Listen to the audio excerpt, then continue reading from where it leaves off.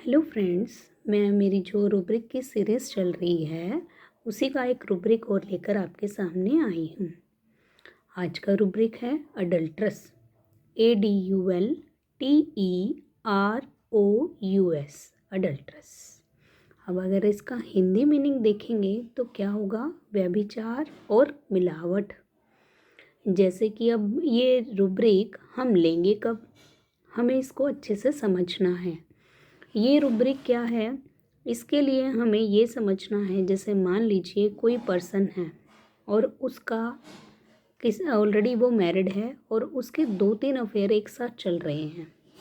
Already married है, उसके साथ अलग से उसने अफेयर चलाए हुए हैं, तो वहाँ हम उस पर्सन के लिए भी अडल्ट्रस लेते हैं।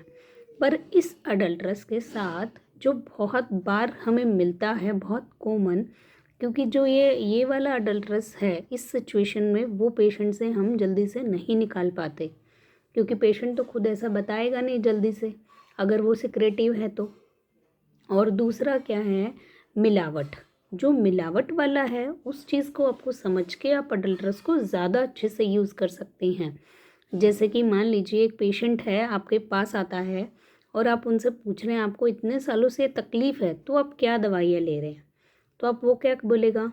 मैं आयुर्वेदिक भी ले रहा हूँ, मैं किसी और डॉक्टर से होम्योपैथी भी ले रहा हूँ, एलोपैथिक भी ले रहा हूँ। तो वहाँ पर हम अडल्ट्रस ये रूब्रिक इस्तेमाल कर सकते हैं।